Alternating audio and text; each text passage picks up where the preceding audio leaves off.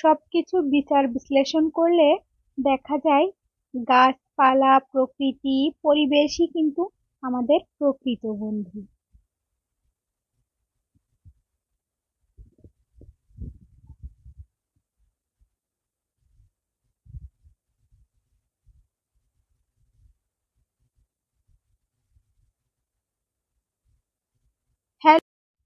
Hello everyone, নিঝুম সন্ধ্যায় আপনাদের সবাইকে স্বাগতম। কাছে এবং দূরের যে যেখান থেকে আমার এই ভিডিওটা দেখছেন, আশা করি সবাই সুস্থ আছেন, ভালো আছেন।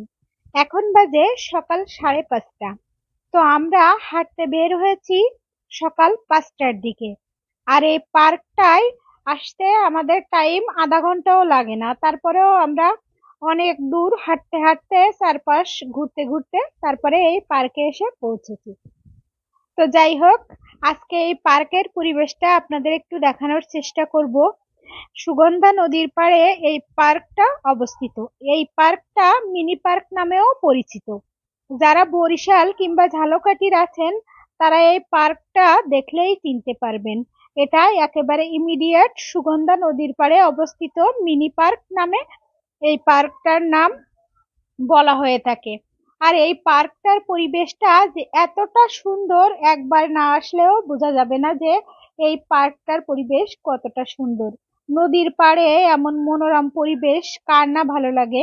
আমি কখনো দেখিনি এই জায়গা থেকে লোকজন খালি হতে, পার্কটা কখনো শূন্য থাকতে। জানি না রাত্রিবেলায় কি হয়, রাত্রিবেলাতেও কিন্তু এই পার্কটা শূন্য থাকে না, কারণ এখানে আছে প্রচুর পাখি। আর এই যে ঘাটটা দেখছেন, এই ঘাটটা মূলত মানুষের স্নান করার জন্য এবং যারা নামাজ পড়েন তাদের উজু করার, মাছ ধরে জালটা ঝেড়ে উঠান। তো এই সেই ঘাটটা, পার্কের যে ঘাট সেটা বেশ সুন্দরভাবে বাঁধানো। আর দেখেন নদী দিয়ে লঞ্চ যাচ্ছে, ট্রলার যাচ্ছে, কত সুন্দর একটা মনোরম পরিবেশ। এখনো সূর্যি মামাটাও এখনো ওঠেনি। কোথা দিয়ে দেখবেন একটু উকি দিবে সূর্যি মামাটাও। এই যে দেখতেই পাচ্ছেন সূর্যি মামাটা নদীর পাড় থেকে দেখেন সূর্যি ওঠাটা কতটা সুন্দর দেখা যাচ্ছে। অনেক সুন্দর।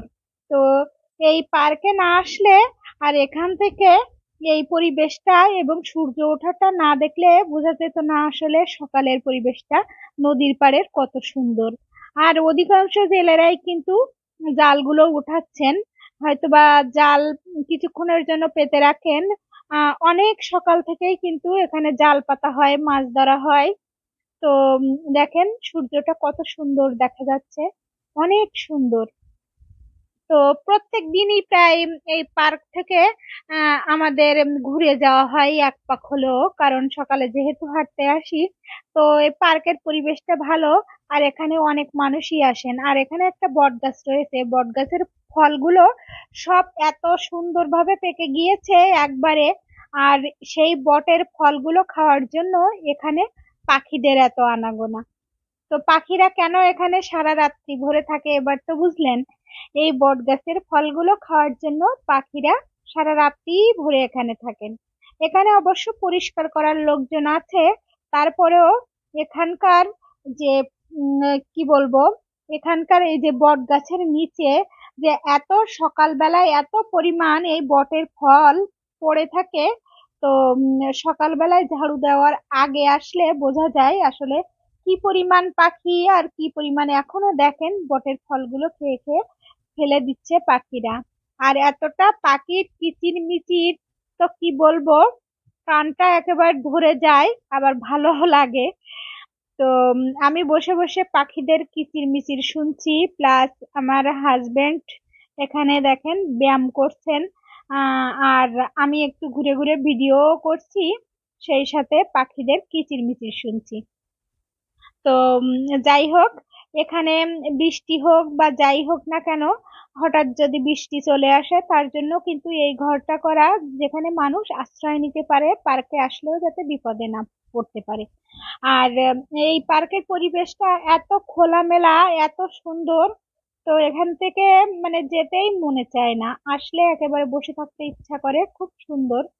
আর পাখিরা এত পরিমাণ দেখেন, এখানটা থেকে কিন্তু একটু আগেই একজন মহিলা ঝাড়ু দিয়ে নিয়ে গেছেন, এখানকার ঝাড়ুদার হবেন হয়তো, কিন্তু তারপরেও দেখেন পাখিরা প্রচুর পরিমাণে ফল খেয়ে এখানে ফেলে দিয়েছে। তো যাই হোক, আম, অনেকক্ষণ হাঁটাহাঁটি করে ভিডিও করে এবার বাসার দিকে রওনা হওয়ার পালা। তো ভাবলাম যে এই পরিবেশটা, এত সুন্দর পরিবেশ, তো একটু ঘুরিয়ে ঘুরিয়ে আপনাদের একটু দেখাই। তো হাঁটার পরে কিন্তু আমি বাসায় চলে এসেছি।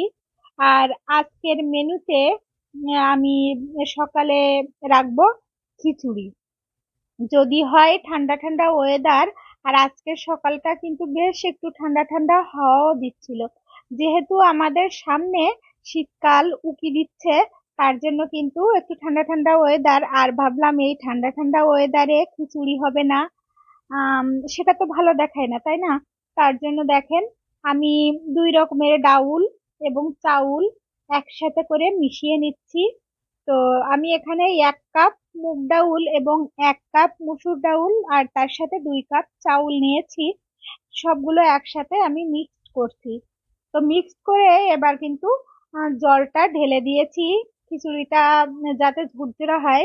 এই চাউলটা আমি কিছুক্ষণ ভিজিয়ে রাখবো। তো চাউলটা ভিজিয়ে ধুয়ে পরিষ্কার করে নিয়েছি। আমি কিছুক্ষণ ভিজিয়ে রাখলে আসলে খিচুড়িটা অনেক ঝুরঝুরো হয়, তার জন্য। আর এখানে দেখেন গোটা গরম মশলা আমি ফোড়ন দিয়ে নিয়েছি খিচুড়ির ভিতরে সুন্দর একটা ফ্লেভার আনার জন্য, আর তার সাথে কিছু গোটা জিরা। আর এবার আমি কিছু মশলা করে রেখেছি, যে জিরা, গরম মশলা, তারপরে পেঁয়াজ, রসুন, আদা, এগুলো দিয়ে একটা মশলা করে রেখেছিলাম।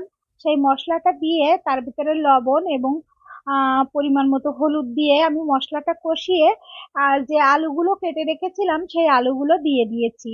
তো আলুগুলো কষানো হবে আমার, সেই সাথে চাউলগুলো ভাজা হয়ে যাবে, চাউল এবং ডাউল। তার জন্য কিন্তু আমি সুন্দরভাবে চাউল ডাউল একসাথে ঝুরঝুরা করে ভেজে নিচ্ছি।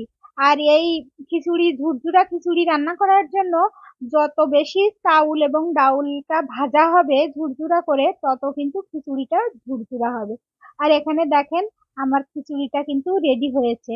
এটা নর্মাল ভাতের আতপ চাউল দিয়ে খিচুড়ি রান্না করা, তারপরেও দেখেন খিচুড়িটা কত সুন্দর একেবারে, কি বলবো, একটা একটা হয়েছে। তো এভাবে করে খিচুড়ি রান্না করতে হলে, আপনারা যদি এভাবে খিচুড়ি খেতে চান, তাহলে আমার মতো করে রান্নার টেকনিকটা ফলো করতে পারেন। তো যাই হোক, খিচুড়িটা রান্না হয়ে গেছে, আমি কিছুক্ষণের জন্য দমে বসিয়ে দিয়ে এবার ডিমটা ভাজতে চলে এসেছি।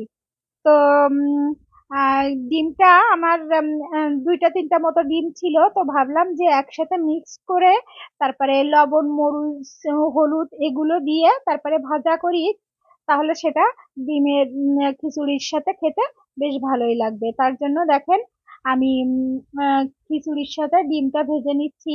আর তার পাশাপাশি কিন্তু একটু আম, আজকে মাছটাও ভুনা করে নেব। অবশ্য মাছ ভুনাটা আমি খাবো না। মাছ ভুনাটা যেহেতু পাঙ্গাস মাছ, আর পাঙ্গাস মাছে প্রচুর কি বলবো, প্রচুর পরিমাণ তেল, তার জন্য আমি ওই পাঙ্গাস মাছটা খাবো না। আর এটা কিন্তু আমার হাজবেন্ডের জন্যই একটু ভুনা ভাজি টাইপের করছি।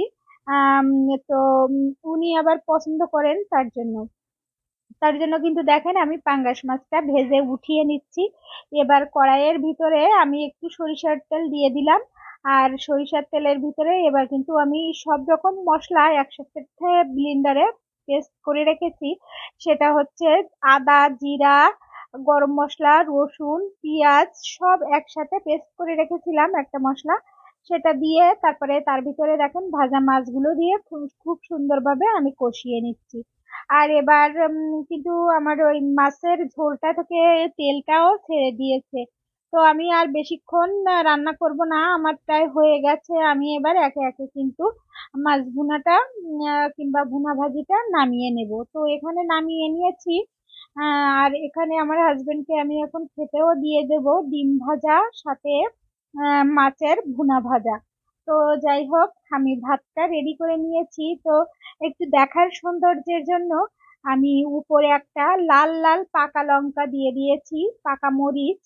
আর তার সাথে রিং পিসের পেঁয়াজ। আর তার সাথে দিয়ে দিয়েছি 1 ফালি লেবু। আর সাথে দিয়েছি কয়েকটা শসা আর ডিম ভাজা আর মাছ ভুনা, যেটা আমি ভাজা করেছি, ভাজা ভাজা মতো করেছি এটা।